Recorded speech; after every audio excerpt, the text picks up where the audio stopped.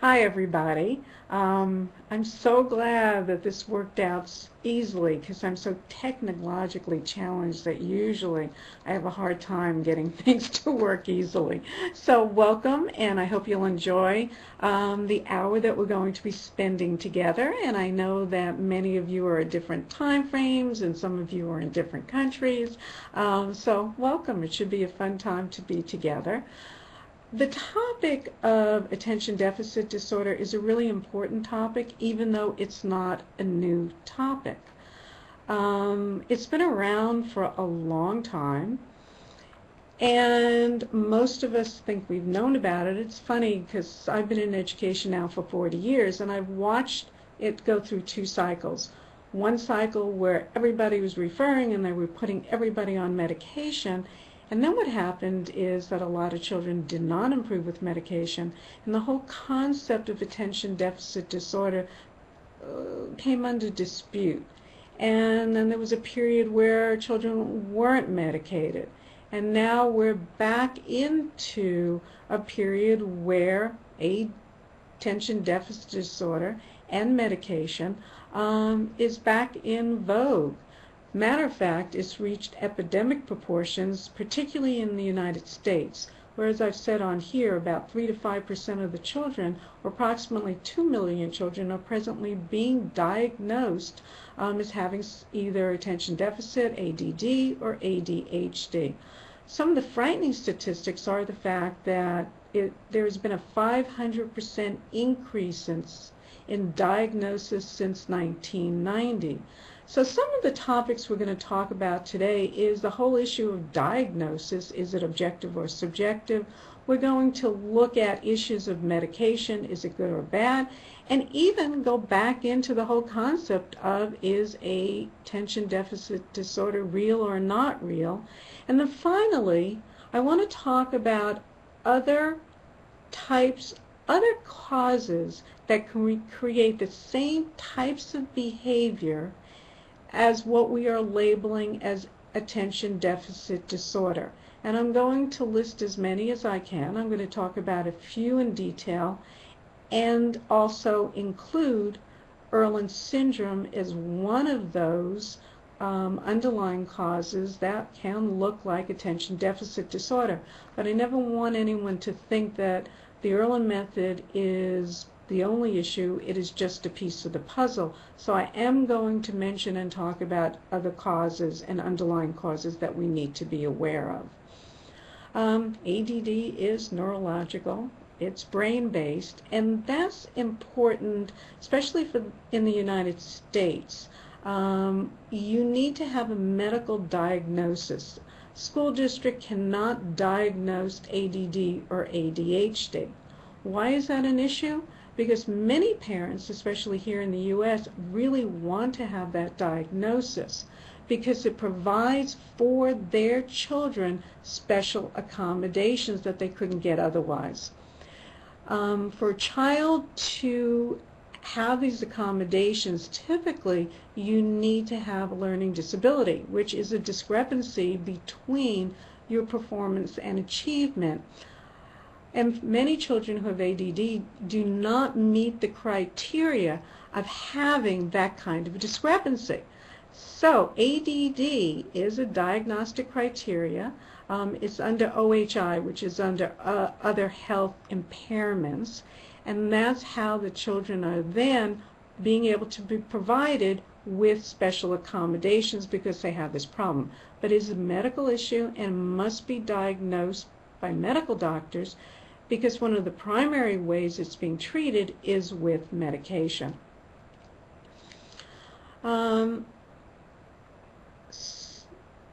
There's a couple of factors that we want to talk about, and one is the fact that there really, even though it is a medical issue, there are no medical tests like blood tests that we can use to diagnose attention deficit disorder. There are ways of doing it now. Many times it's done with interview, by the physician that may last 10 or 15 minutes. Many times it's done by self-tests that are filled out by the parent and the teacher, and based on this reported information, the physician makes a diagnosis of attention deficit disorder. So it's more subjective than objective, and many times this can lead to overdiagnosis, and it can lead to misdiagnosis.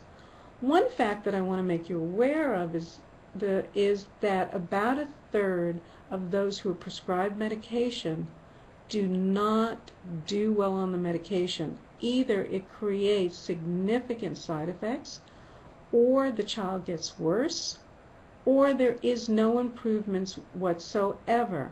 Now, it's my own opinion that this indicates possibly that about a third of those who are being diagnosed are being either misdiagnosed or overdiagnosed. And that's pretty frightening. Here in the U.S., we are medicating 4 times higher than in Europe and in other countries. There's a real push for there to be an easy solution. And often the teacher is the one who's saying, you know what, I'm having a hard time getting this child's attention, the child isn't trying hard enough, and the teacher is the one that's pushing the parents to get a diagnosis of ADD or ADHD because they want them medicated.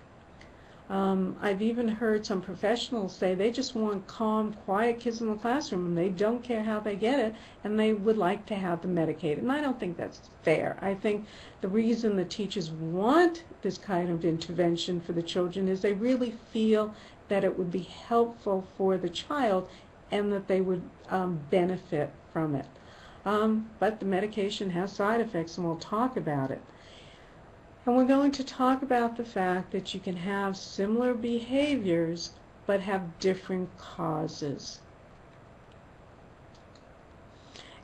Let me stop for a second and say, as you are listening to me, and if this, I really prefer to talk in person, so if you have a question you can raise your hand and we can talk about it and discuss it.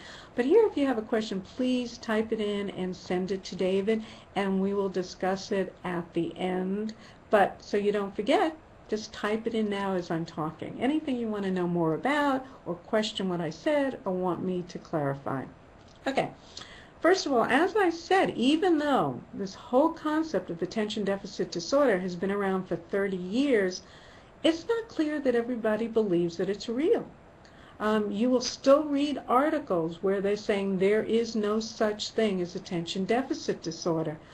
The child just has a behavior problem and needs to be given limits and structures and learn how to pay attention better. It's even been implied that it's really related to bad parenting, that you have parents who haven't set limits and structure for these children, so they come into the classroom and they're misbehaving. I think, though, after 30 years and how many millions and millions of children have been medicated and many of them have improved, you can't say that this is not real. There is a true medical problem, and there's been research done looking at the brain showing that the brain patterns of those children who have, or even adults who have, attention deficit disorder is definitely different. Some of the most interesting research in terms of just not even verifying that attention disorder exists and that they have different brain patterns has been done by Dan Amen using SPECT scans, where they look at blood flow to the brain to determine areas that are overactive and areas that are underactive, so that the child is not able to perform well, and it kicks in a lot of the issues that we have labeled as ADD, ADHD. One of the things that his research has shown is the fact that you don't have just one type of attention deficit, and that there are at least 7 different types, and each one you need to look at a different type of medication. That if you use Ritalin with every child that has been labeled, you're using the wrong type of medication for many of the children, and they are not going to improve. So, my opinion is it's definitely real. It is definitely a brain-based problem. Possibly one of the reasons that where a lot of people are skeptical about it is because of the overdiagnosis and the misdiagnosis. So what kind of behaviors make someone think that this person the student may or should be labeled or may have attention deficit disorder? Well, we've all heard about them, so we'll just take a quick moment to review them. One, these are individuals who are constantly looking up, looking away, have difficulty focusing, difficulty with what I call sustained attention and concentration. They can't do it for any periods of time.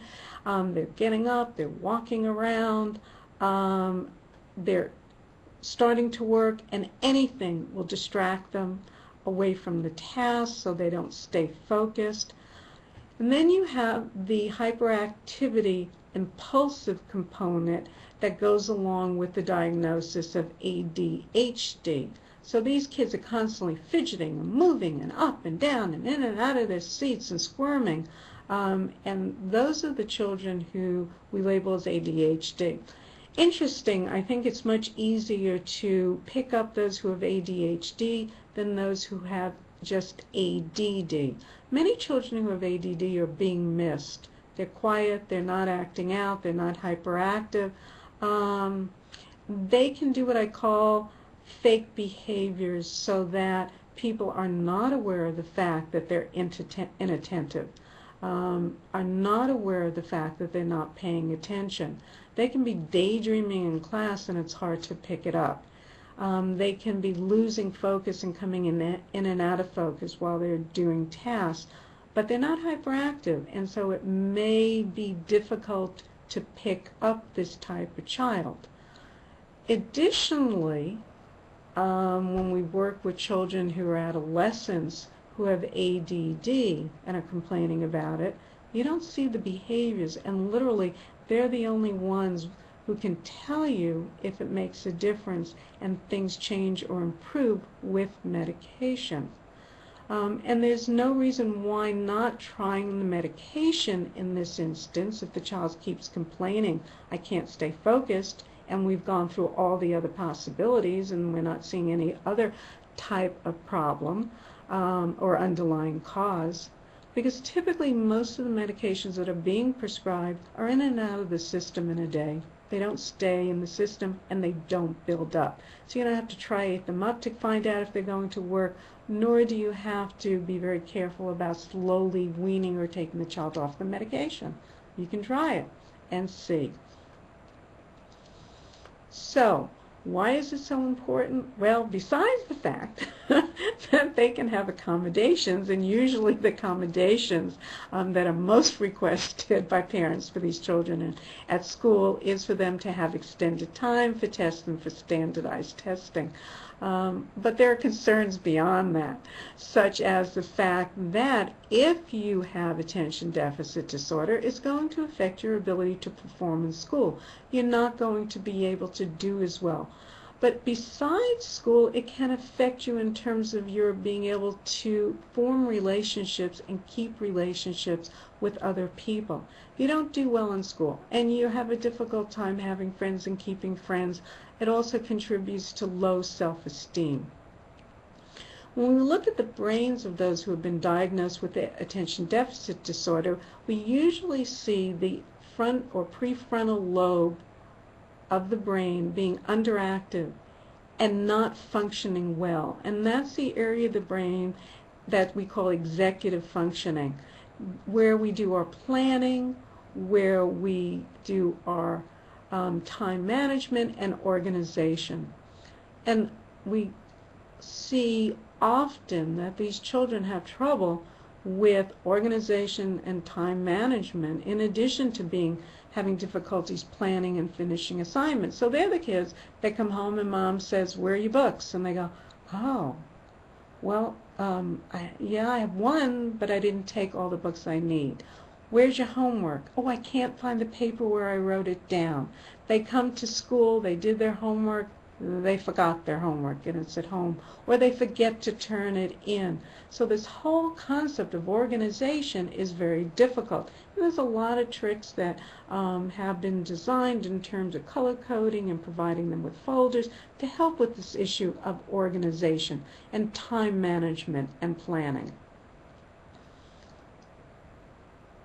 Let's go back to the diagnosis and being subjective and basically based on checklists from parents and teachers, because it's one of the reasons why you're basing it purely on behaviors, and behaviors can have many different causes or contributing factors, and we're going to go into that. And some of you, when I've said subjective, go, well, wait a minute. There are less subjective ways of determining, A, if somebody has attention deficit disorder, and B, if the medication dosage is appropriate and they're getting the benefits that they need. One way is through using computerized testing. One of the most popular is called TOVA, T-O-V-A. If you have never seen what they do with TOVA, it's very long and very tedious and very boring. And they're doing it on the computer and they're staring at a computer screen. And I know some of you who are listening to me are Irlen screeners and go, and that kind of raises a red flag because you're saying, wait a minute, I know if someone has Irlen that they're going to get strain or fatigue and not be able to focus, particularly on the computer. It's going to be very difficult for them. So then you have to stop and say, gee, if you have Irlen syndrome, is this type of computerized testing going to be accurate? Because it may be picking up those who have Irlen, not those who have ADD, or even those that have both ADD and Irlen syndrome. But it is a more objective way of determining whether somebody has this problem. And also remember, they use it again after they start the medication to see if there's improvements and the type of improvements to determine if the medication is working the way it should or it needs to, the child needs more medication. But medication can have side effects like anything you take. Some of the side effects to be aware of is decreased appetite. And this was a real concern, especially when Ritalin came out and the kids weren't hungry and they weren't eating much. Many of the parents then, to combat the fact that they had a decreased appetite and there was some concerns about growth and growth patterns, to combat that, they would have the child not take the medication on weekends or not take the medication during the summer. We also now have long-lasting medications, so they're not having to take pills in the morning and then pills again at lunchtime. For some children, there's weight loss. For others, insomnia. Some get even abdominal pains. And then you have things like personality changes where the children will just say, I don't feel like myself. I just feel totally different. In addition, it can create more serious issues which are rare, such as anxiety, irritability, and even involuntary tic activity. So you need to be aware of this and pay attention.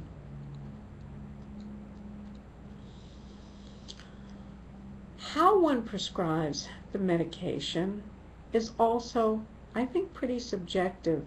In a lot of instances, the physician is prescribing the medication that he's most used to prescribing. He doesn't do it based, there's no way he can look at you and say, gee, I think you're a good candidate for Concerta or Ritalin or a totally different type of medication that's typically not used for attention deficit disorder, because we're going to other medications now that seem to be more helpful for some children. So a lot of times what happens is the medication is pretty subjective. It's done by personal preference of the physician. And it's done on a trial and error basis, such as if this medication is not going to work, well, let's switch and try this medication. Or there's a new medication on the market, so let's switch and try that. In addition, another method is if the medication is not working, let's just increase the dosage. And a lot of times that's what they do. They'll increase the dosage until they get to the point where they're starting to see negative side effects, and then they know that they're just above where they need to be, and then they'll reduce the level of the medication. So there really is not a blood test that can say, hey, the medication is the right dosage. It again becomes pretty subjective. Even determining whether we want to add medications or what's going to be the effect of putting medications together. A lot of doctors are afraid to combining medications, and with some individuals they get the best response not with just one medication but different medications.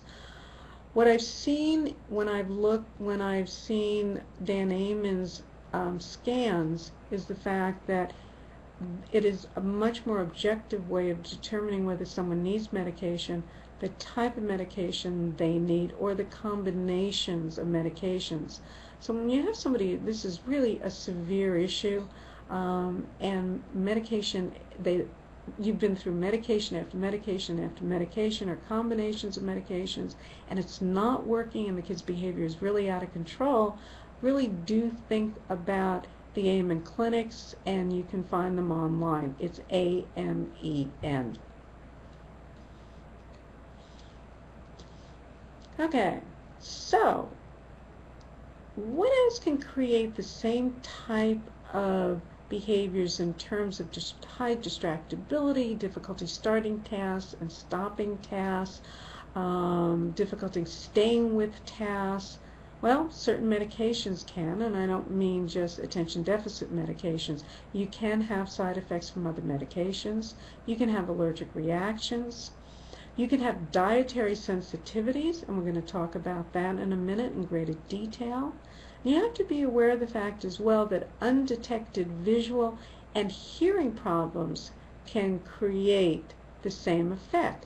That's why it's important, if you would suspect that your child's vision is inappropriate, or is not inappropriate, but the child is struggling visually, that you don't depend just on the nurse's evaluation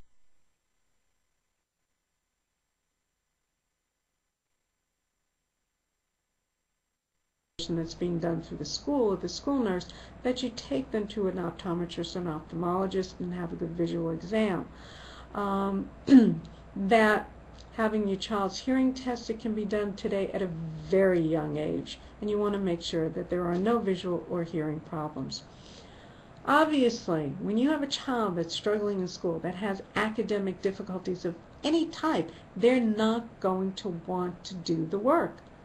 They know they can't do it. They know that it's hard. It just makes them feel dumb and stupid. So what's going to happen? You're going to see these kids resisting, avoiding.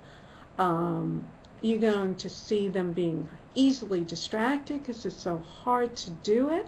So we do also want to look at and make sure that we have no undetected reading problems or learning difficulties. Sensory sensitivities, and you can have a whole bunch of sensory sensitivities, including smells, which is usually not thought about, and the smells that are the most bothersome in the classroom are usually the markers they use to write on the boards, because they can trigger headaches and stomach aches and nausea and dizziness and make it difficult for the child to attend and concentrate. Some children are very noise sensitive, and if you sit them or they're in a classroom, we used to have years ago what's called open classrooms, and you can hear the teachers from classroom to classroom, and you can hear the children, and you had children who could not attend and concentrate. They were so highly distracted. I'm sorry, excuse me. They were so highly distracted by the noise that they couldn't attend and concentrate. Emotional problems, divorces, children facing emotional issues have problems in class, paying attention. and are easily distracted. Sugar is a real controversial issue. And I guess my opinion here is that it's controversial because sugar doesn't affect everybody in the same way. So that for years people would say sugar can make you hyperactive. Don't, reduce the sugar. If your child's hyperactive, take them off of sugar. Within the last, a year or two, they did a major study and came up with the fact that, nope, sugar doesn't cause distractibility or hyperactivity. I think part of that, and I have to tell you, the reaction from parents that I have worked with who have kids who go off the wall with sugar, they become irritable, they become hyperactive, they can't sit still, say to you, I can't believe that study. I look at my kids, I can see what happens to them when they have sugar. And it doesn't have to be a whole lot of sugar like at Halloween. Just even a little bit of sugar can create those problems. Any of these issues are individual, and they don't go across the board for everybody. And when you have problems that don't affect the majority of the population, then research doesn't validate the fact that they can affect. You need to affect at least the majority of the population for the research to show that this is a real problem. And I think that's what happened with sugar. For some children, yeah, sugar really can make them antsy and fidgety and overactive. There's been research that has come out of working with those on the autistic spectrum, and looking at the fact that a lot of their behavior problems and behavior control issues are related to gluten and casein. And that once you take gluten and casein out of the diet, you see a much quieter child who is less distracted and has an easier time concentrating. If you haven't heard anything about gluten and casein, take a look online and get some information about gluten and casein. It doesn't apply to everybody. And there are ways to determine if it applies to your child. In terms of food, one of the easiest ways to tell if this affects your child's behavior is to do an elimination diet. What you need to be aware of is the fact that you cannot just eliminate the food for a day or a week and see if there's a behavior change, because things stay in the system for a lot longer. You need to take it totally out of the child's diet for at least a month. Even a little bit re-triggers everything. So you have to wait a whole month and take it totally out to be able to see if this is going to make a major improvement in their behavior and in their attention. Years ago, Feingold came up with the concept that food additives, food dyes, and food preservatives created hyperactivity and distractibility in children. And then, again, like sugar, this was dismissed because it didn't apply to every child who was labeled as having ADD or ADHD. Yeah, this is a hard one for me as well personally because I have someone in my family who with red food dye does projectile vomiting. Yet if you get onto your government websites, the latest research says, nope, no negative reactions to food additives, food dyes, or food preservatives. And I'm constantly typing back to the FDA and saying, gee, as a parent, you need to know that that's not quite true. I also find it interesting that Europe has banned food additives, food dyes, and food preservatives, yet we can't do that in this country, even though it would be helpful for a certain percent of the population. So let's talk about another area that can create these kinds of problems, and that's eating patterns. There are some people who can go with one meal a day. There are some people who can eat 3 meals a day and nothing happens. And yet there are other people who need to eat not just 3 meals a day, but they also need to snack in between. Because if they don't, they can get headaches or dizzy or moody or stomach aches. They can become tired and irritable and shaky, lightheaded, grouchy, and active.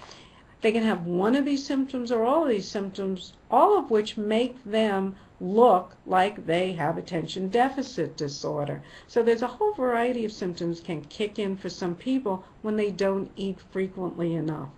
This problem is hereditary, so if either you or your husband find that you feel better if you snack in between,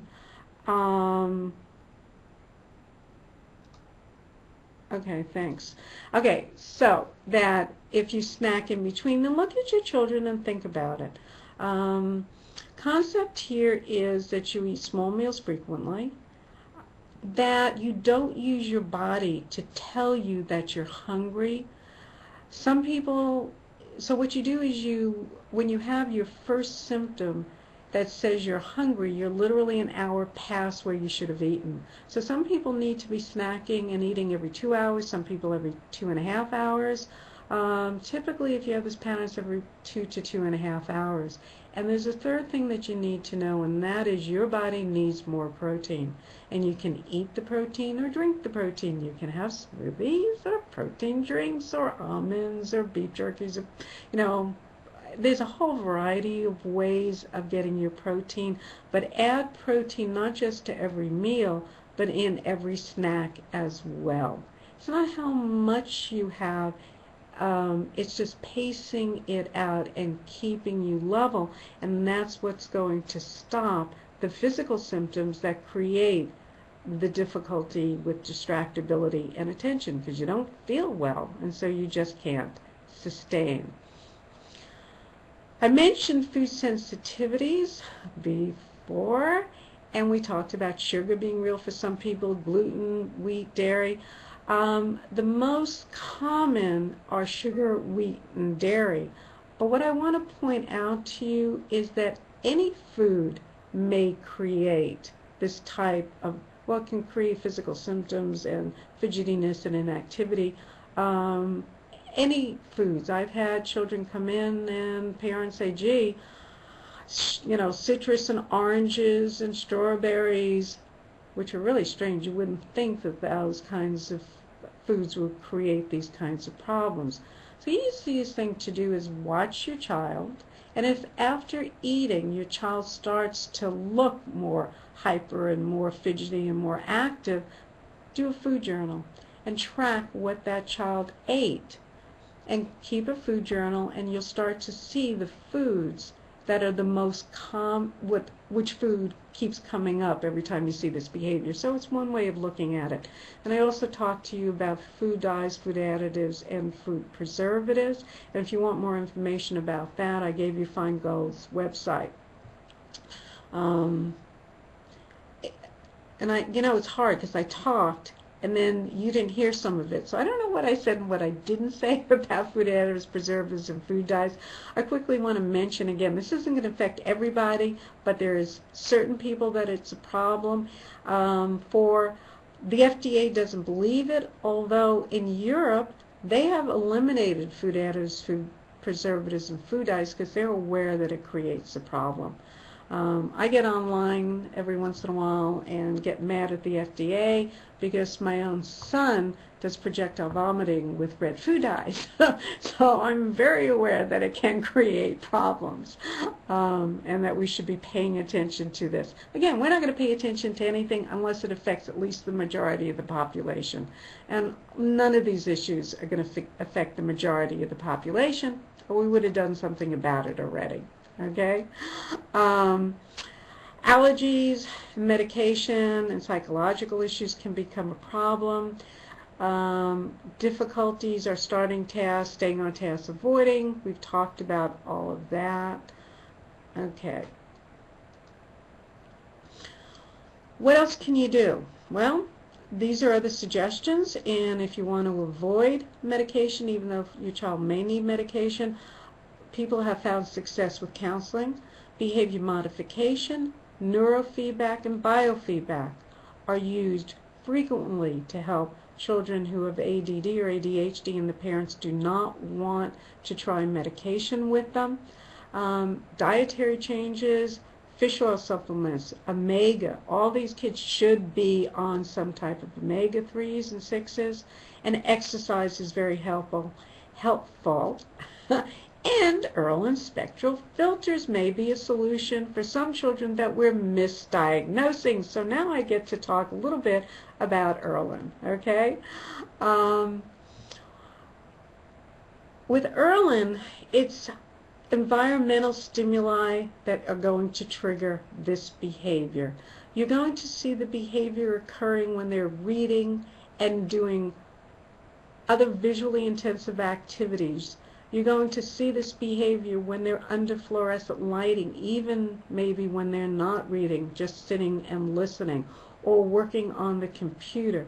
So you're not going to see this type of behavior all the time. There are going to be specific times that this behavior is going to be triggered. Lighting, for those who have Irlen syndrome, is a real trigger. The worst lighting is obviously fluorescent lighting, but bright lighting is just as bad.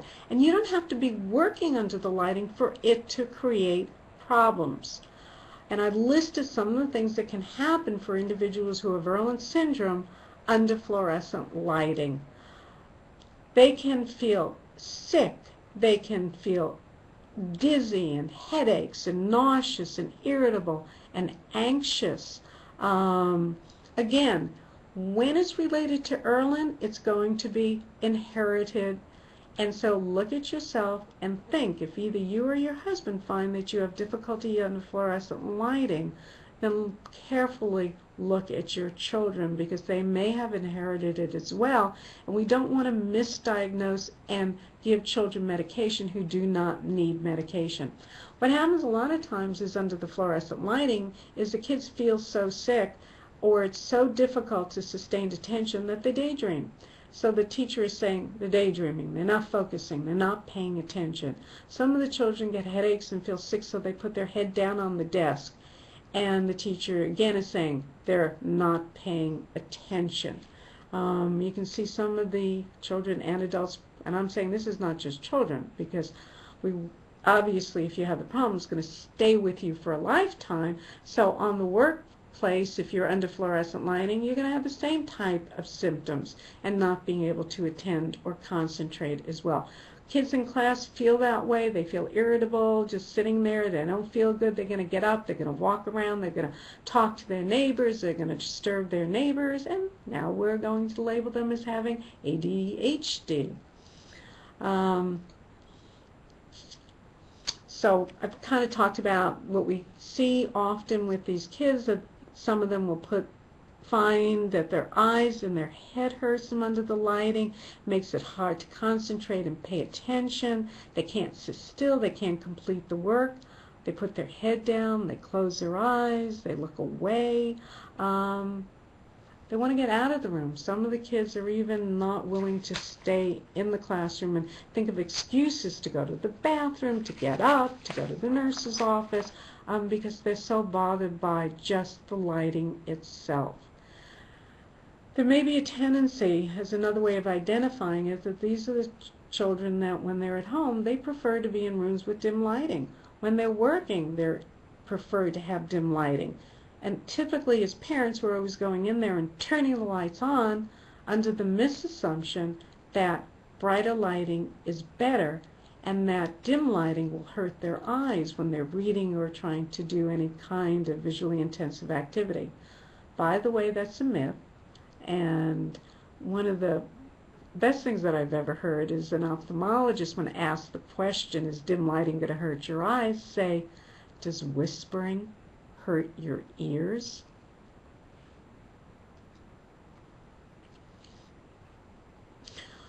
I just picked one case study to quickly mention to you. This was during testing, when we were testing, that the client became aware for the first time that he got headaches and became dizzy, tired, irritable, nervous and anxious when reading, doing computer work, or just sitting under fluorescent lights. And therefore, we could say and change the behavior immediately by turning off the lights and watching this individual calm down, be able to focus, attend, and pay attention to what we were saying. What you have to know is most people are not aware of the fact that they're bothered by fluorescent lighting. Even adults are not aware that they're bothered by fluorescent lighting. We're aware that sunlight creates physical symptoms, but what we're not aware of is the fact that our brain interprets sunlight, fluorescent lights, bright lights, the brightness from white paper, whiteboards, reading, doing visually intensive activities exactly in the same way, and it kicks in exactly the same physical symptoms. Okay? So that's a little bit, you should remember that, all right? One-on-one correlation between the physical symptoms you get with sunlight, bright lights, fluorescent lights particularly is more of a trigger, doing visually intensive activities, lights at night, computers, all the same, and the same problems. Here's another case study, and this is Ashley. Ashley had problems focusing in class. What she would do is she would talk rather than doing her work. She'd daydream and appear not to be interested in school.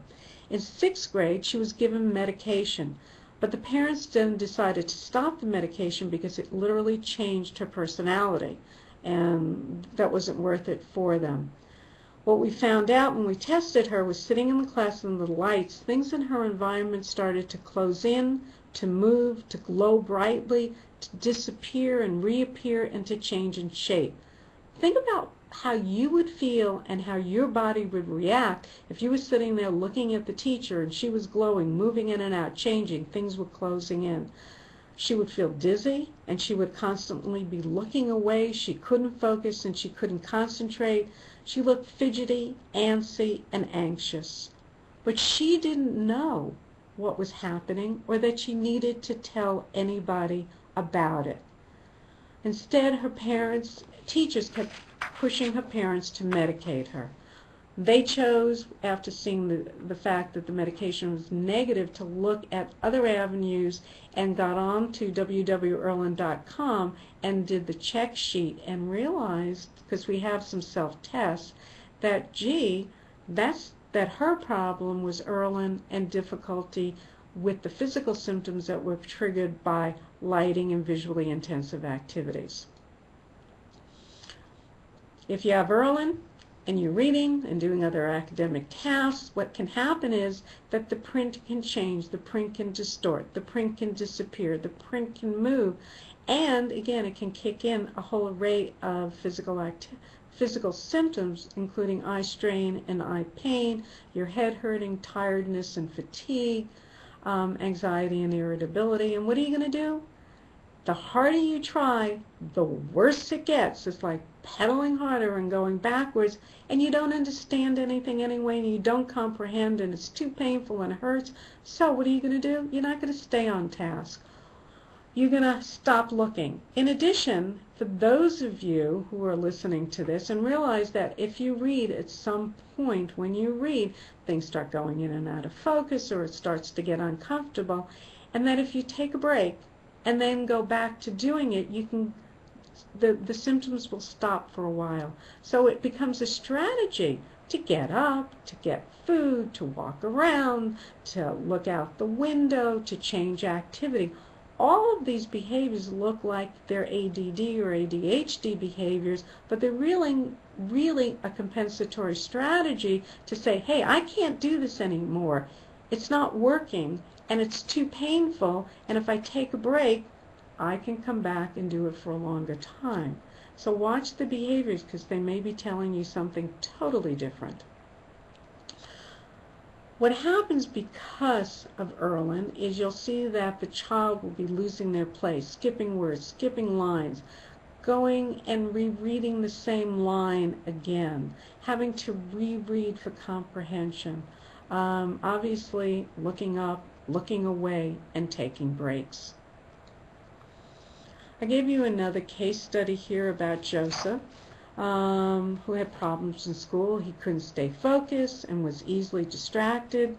And what his mother kept saying and the teachers kept saying is, just try harder. Just focus. Pay attention. You can do it. It was not until he was 37 years of age that he was finally diagnosed as having ADD. He tried Adderall and it didn't help. But what he didn't realize until he was tested for Irlen, what was going on, is that for him, the words were running together and he couldn't tell where one word stopped and the next word started. He was seeing rivers running down the pages. There were glowing images that floated on top, and he just couldn't focus on the page for any length of time. It was too bothersome, and he couldn't read it. So this is kind of what the page looked like in terms of the rivers and the words being mushed and merging together, but you're missing the glowing and the other things that can happen as well. But at least this gives you an idea of what he was trying to read versus what you look at when you're reading a printed page. How to identify if it's Irlen and not attention deficit disorder? One, ask a couple of easy questions. Ask your child how they feel by the end of the school day. Do they have a headache? Do they have a stomach ache? If they're tired. Ask them how they feel in dim lighting. Is it more comfortable? Is it easier for them to read in dim lighting than when they have to read in school under the fluorescent lighting? Ask them how things look on the printed page after a while when they've been reading in fluorescent lighting, and ask what it's like when they read in dim lighting. Your child and even adults don't know to report these problems because they happen all the time, so they're a baseline and think, this is normal. This is what happens not just for me, but for everybody. And shouldn't it happen? Nobody tells me that it shouldn't. You have to ask the questions. In addition, be an observer. Observe the behaviors. Look at when they happen and observe under what conditions they're happening. Look for consistency of behavior, because if it's Irlen, it's going to happen under fluorescent lighting with visually intensive activities, but not when they're playing, not in dim lighting.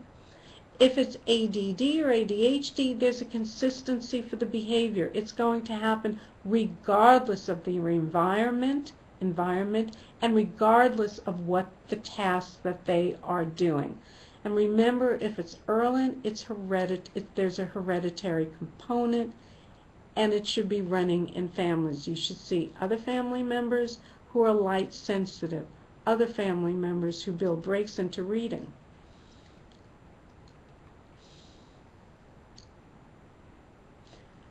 So I'm going to reinforce this concept of consistency. If it's Irlen, the behavior is inconsistent in the sense that you'll see it with schoolwork, but not when they're playing games, not when they're sitting at the table and eating. If it's ADD or ADHD, when they're playing games, when they're doing things that they're enjoying, even they can't sit at the dinner table, they're up and moving around constantly. So there's a real difference in the behavior and their attention, their ability to sit still and focus, versus if it's ADD or ADHD, where it happens all of the time, regardless of what they are doing. So the solution, if it's Irlen, is to use what we call colored overlays or special Irlen spectral filters, which are designed for each person individually, because everybody's brain is different, and the areas of the brain that are being affected are different for every individual. And we also deal with environmental modifications. So we talk about the fact that it's important to let the child read in dim lighting, that it's not going to hurt their eyes. Indirect natural lighting, let them sit near a window, that's better. Let them wear a hat with the brim. These are all easy solutions that will help. So what is going on here is the fact that for individuals who have Irlen, when visual information is not read by the eye, it's read by the brain. And it goes to the brain, the information is converted into wavelengths of light, which are just color. If you take light and you put it through a prism, it breaks out into all the colors of the rainbow. And for those who have Irlen, there are certain of those colors are wavelengths of light that are creating all these problems. And what we do when we figure out and create the Irlen filters that are worn as glasses or contact lenses, we figure out which of those specific wavelengths of light we have to filter, and if we have to filter it, how much, because you don't want to filter it too much or too little. It's really an exact science, and you don't want to filter any of the colors or wavelengths that you shouldn't filter. And when you get it right, you change the brain. You calm the brain down. You eliminate all the distortions that they experience in their environment and on the printed page, whether they're reading music or numbers or reading off of the board or reading textbooks. And when you calm the brain down, you change your autonomic nervous system is calmed down, you change your neurotransmitters. This is the same thing that they're trying to do with drugs, is to calm the brain down or change the brain, make the areas that are overactive less active and the underactive areas more active, and changing the neurotransmitters. We're doing it for those who have Irlen in a very non-invasive, non-drug oriented way. So let me show you the differences in the brain patterns for somebody who has Irlen, and this is somebody reading on the computer. They've done a SPECT scan to measure areas of overactivity and underactivity. The area that is white is the area that is overactive and not performing. And if you look at the slide on your left, the first slide on the top down at the bottom, that's your visual cortex. And if you look at it, it's really working way, way too hard. But what you notice is the fact that other parts of the brain are also lit up. If you look right in the middle, right above the visual cortex in the middle of the brain, there's an area called the basal ganglia area, the lymphatic system that is responsible for anxiety and irritability. What you can't tell here is the fact that the very front part of the brain is underactive, and that's the executive functioning, the planning, the organization. That's underactive and not performing well. If you look at the slides on the right, this is somebody doing the same activity but wearing Irlen spectral filters. And you can see the difference between how much the brain is calmed down. And so we no longer have this massive overactivity, underactivity.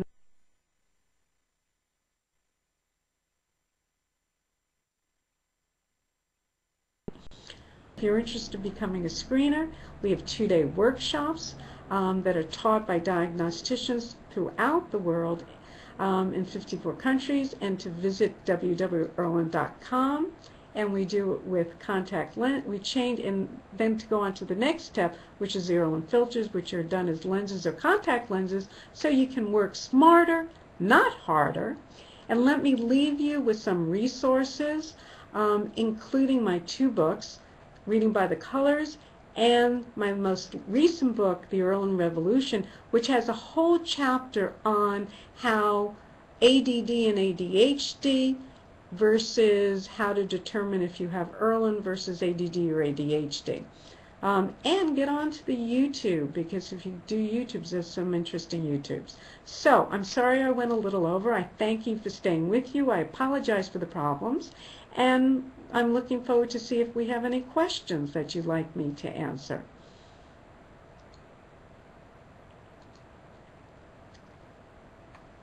Okay, what is casein? I'm going to say to you, get online, because it's a little complicated. Look up gluten and look up casein, and you're going to get some descriptions about gluten and casein. They're hard diets because you really have to eliminate everything in the diet that is related to any type of wheat product if you're gluten sensitive and casein sensitive. So let me have you get online for that. Question 2. As a teacher, how are we supposed to help the children know whether they need to eat more regularly? Good question. Simply ask the child. I always do this. Just ask the children to tell you how they feel.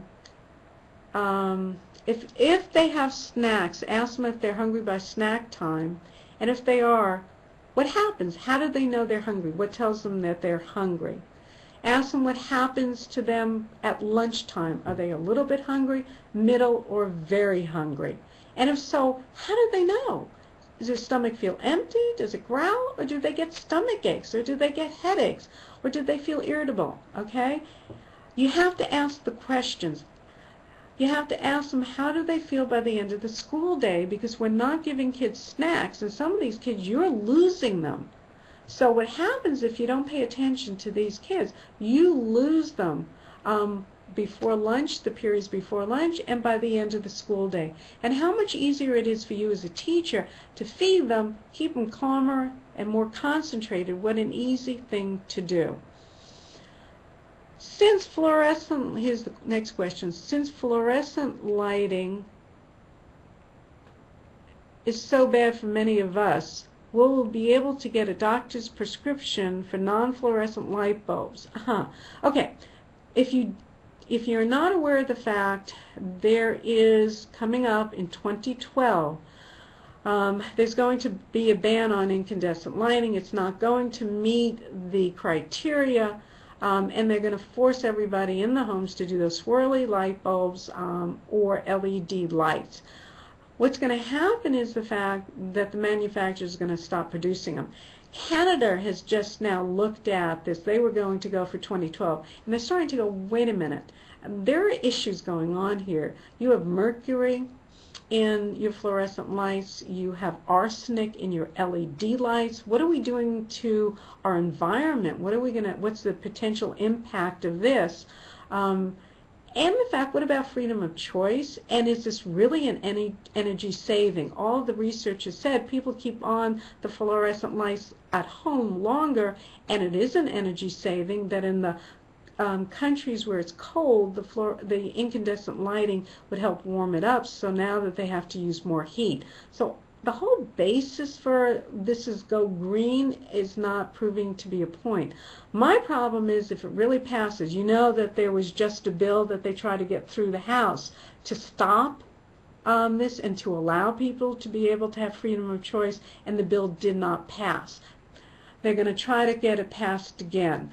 We have a petition on my website, www.irlen.com. If you're interested in signing the petition, get your friends to sign the petition. Talk to your legislators. Talk to your people in the legislature and in Congress and say to them, we need to stop this ban. It's not good. We keep trying to say it affects people, not just those who have Irlen syndrome. It affects a lot of people with a lot of diseases who cannot handle fluorescent lighting. Lupus, autoimmune diseases, diabetes are being affected by fluorescent lighting negative effects. It's a huge issue. If you're not aware of it, be aware of it. Right now I'm pretty pessimistic about what's going to happen. A lot of my clients are stockpiling light bulbs because they're afraid they're not going to be able to buy them, because once 2012 comes around, they're not going to be manufactured. GE is dying to close all their plants in the U.S. that manufacture your incandescent bulbs, because all their factories for fluorescent lighting are over in China. It's a real cost savings for GE to be doing this. Anyway, and we bought into it. Okay, enough of that one. Here's another question. My 7-year-old son wants to know, is it common to see colors? He has Irlen glasses. You know what you need to do on this one, since it's a question that kind of relates personally to you. Would you send me an email? You can send it through the website. I'm going to communicate back and forth with you because I need to have more clarification about this. I need to be able to talk to your son. So send me an email and we'll discuss it. And I'm not sure what he says, but let me just kind of broad base this a little bit, in the sense that with Irlen filters, colors should look normal. White should look white, and all colors should look normal. Okay? I still want to hear from you. Please send me an email. Okay. Next question. So many people do not believe in Irlen. Yes, you would think after 30 years. But I will say to you that so many people also don't believe in ADD or ADHD, so we're in good company. All right. How do we, as screeners, convince administrators and teachers, that this could be a problem? Great question. Excellent question. First of all, as screeners, you have my introduction letter that explains the problem and talks about the research, and then you have the bibliography of the research so that they cannot say that there is no research. The other thing that I would suggest that you do is screen a child, take one of your children where it makes a huge difference, a significant difference in their flow, fluency, or ability to read, with and without the overlay, and have this child and their parent present before the school board, or show your principal and have your principal come in and see for himself or herself the difference that it makes for this child to use their overlay. You need to know as well that we can send you the information. There are a lot of states that have accepted the use of overlays as a standard accommodation that does not need a 504 plan or an IEP for the child to be able to use an overlay for standardized testing, which means it's become an accepted accommodation. So if it's accepted accommodation, that's another way of saying to your principal, hey, come on, get up, get on board. You're not going to have to put even a 504 in place for the child to be able to use it, but we have to be able to identify and know what is the correct color or combination of colors for the child to use in order to benefit from this. Also, get onto Facebook and post this question on the Irlen Facebook page. It's a great dialogue. See what other people are saying and what other screeners have tried to do that have been successful. And as well, hopefully you're getting the Irlen news alerts, because I post other things that screeners and teachers have done to get I post a lot of information. If you're not getting the Irlen news alert and you want to get it, even if you're not a screener, again, write to us and let us know. All right? And I could talk about this one, anapanausia, because it's a huge issue for me. I think it's tragic that we're missing 26% of the school-age children who could benefit from using overlays, and the statistics are 46% of those who are being identified with a reading problem, learning disability, or dyslexia need Irlen filters. Okay? Next question. What about the light in the schools? Will they make them change as well? Well, you already have fluorescent lights in school, so it's a problem. You'll keep the fluorescent lights. It's just what's going to happen now as a result of the 2012 is that you will not be allowed, you won't be allowed, but you'll have to switch to all that will be available even in the home is fluorescent lighting or LED lighting. So that's the difference. It's now going to go into the home as well as being in the schools and the workplace.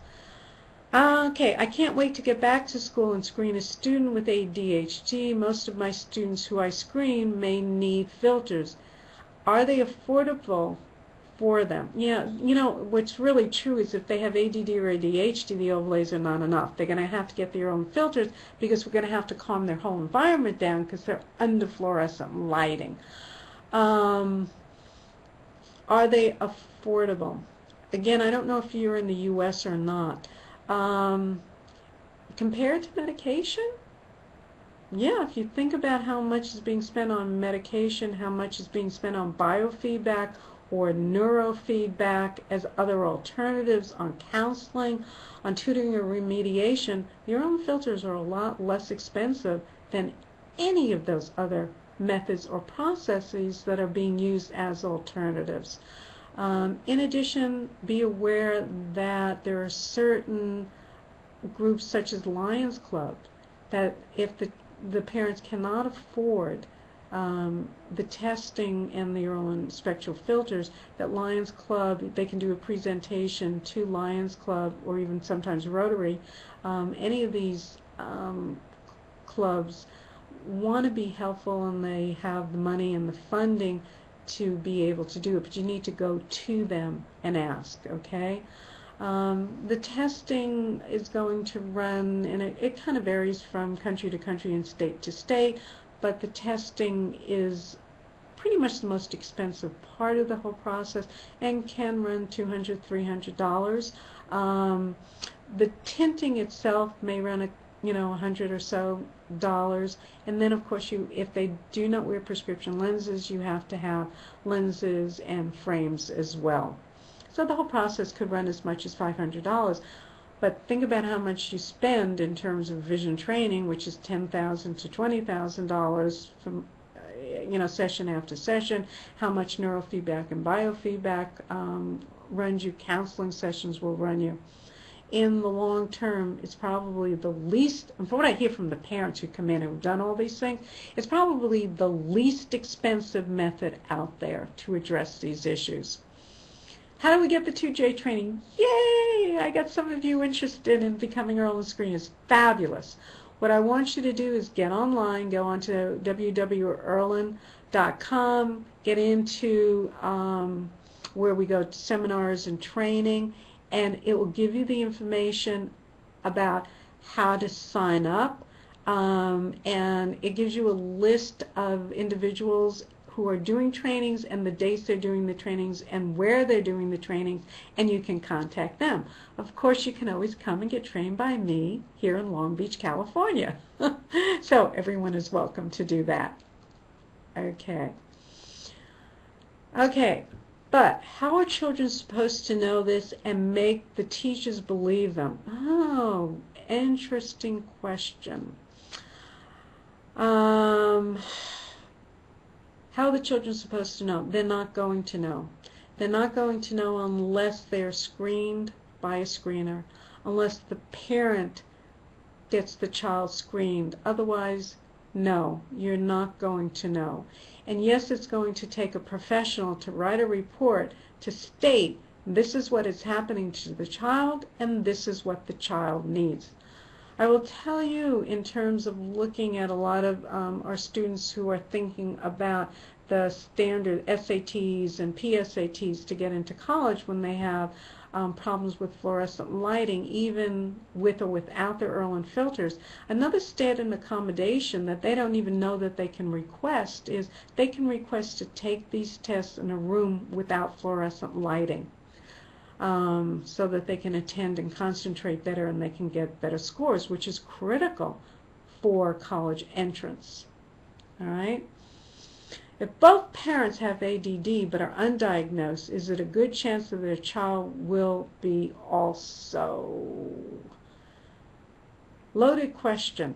Again, ADD is also, and I'm not sure if you're saying ADD here or misdiagnosis of saying that they both look like they have ADD and have Irlen syndrome. Either way, ADD is hereditary and Irlen syndrome is hereditary. But even if you both have ADD, it's still a 50-50 chance that your child will have it. Again, watch the behaviors. Ask the questions. If you want a copy of my PowerPoint, you can sign up and get a copy of the PowerPoint. In addition, you can get online into the website and scan down in the section called Who We Can Help to ADD, Attention Deficit Disorder, and we will give you questions and indicators, and we will give you self-tests that you can have asked your child or you can take. So there's a lot of information on the website and also in my book, The Irlen Revolution. Okay, then back to me. Sorry, I misunderstood. I was hoping the lighting was being changed to benefit the schools. No, but what you can do to change the lighting, if you're a teacher and you're in school, if you want to calm your class down and have a calmer class overall, what I would suggest you do is you reduce your lighting by about half. And you can see the difference. And you can do that by asking the custodian to get in there and turn some of the bulbs off you don't turn, you just switch them, you don't take them out. And you can cut your lighting down by half. You can create areas in your room where all the bulbs are turned off. There's no fluorescent lighting. You can create areas that are fully fluorescent lights and areas that are really dim where the bulbs are all turned off. So you create different lighting environments. If you're in a room that has lots of natural lighting, stop and think, why are you even turning on the fluorescent lights? You don't need to. If you don't need to, don't. You're going to have a much calmer class and a much more attentive class. And as a teacher, you're going to have a class that you're going to be better able to handle. Every teacher says, wow, it's wonderful the difference it makes when I don't have all my fluorescent lighting on. So the next question is back to, so dim lighting does not hurt the eyes? Right, that is a myth. Dim lighting does not hurt the eyes. If you have Irlen syndrome, what hurts your eyes is bright lighting. So let me say that 15 times. For those who have Irlen syndrome, dim lighting does not hurt your eyes. In general, dim lighting doesn't hurt your eyes. Yeah, when you get old like me, the more lighting, the better to see. But and you're going to naturally turn on more lights. But in general, for school-age children and students, no, dim lighting is not going to hurt their eyes. And then again, I thought you have to strain to read when the lighting is dim. Ask anybody who has Irlen syndrome, and they will tell you that they strain to read in bright lights and in fluorescent lighting. And we've seen millions and millions of children, students, and adults by this time, and this is consistent if you have Irlen syndrome, that dim lighting makes it easier because it reduces the physical symptoms and reduces the distortions. And I know that's a hard concept if you've been brought up with bright lighting is better, and it will, you need to have bright lighting. It is not true for those who have Irlen syndrome. Thank you. Good. We all get to go home and have dinner now. Thank you for joining me. It's been a pleasure. And I am wrapping it up and letting you all know that if you have any further questions, you can email me and get onto the website. Thank you for joining, and let others know that they can as well come online at any time that they want to and sign up and still see this webinar. So spread the word and let other people know. Thank you. Good night, everybody. And thank you, Helen. Another wonderful, wonderful job. Okay, well, I was looking at the wrong thing. There you go, I'm supposed to look up here. All right, folks, thank you for joining us. And as Helen said, yeah, the recordings will be available automatically. You all get the free recordings and the PowerPoint slides as well. Spread the word. It's a shame that so few people really understand the power of this thing. And I think kids too should attend these presentations, because who knows, they may know other people too that have these issues. Anyway, if you have any questions, please send us an email, and we'll be creating a separate what would you say, a blog post where Helen can answer your questions directly online, and we'll create the page for you, and then you can continue this discussion, because the discussion has to continue. Also, we are on Facebook, so be sure to like us on Facebook. Type Building Strength, and you can actually continue the discussion there as well. Again, thank you for joining us, and you all have a great evening. God bless. Bye.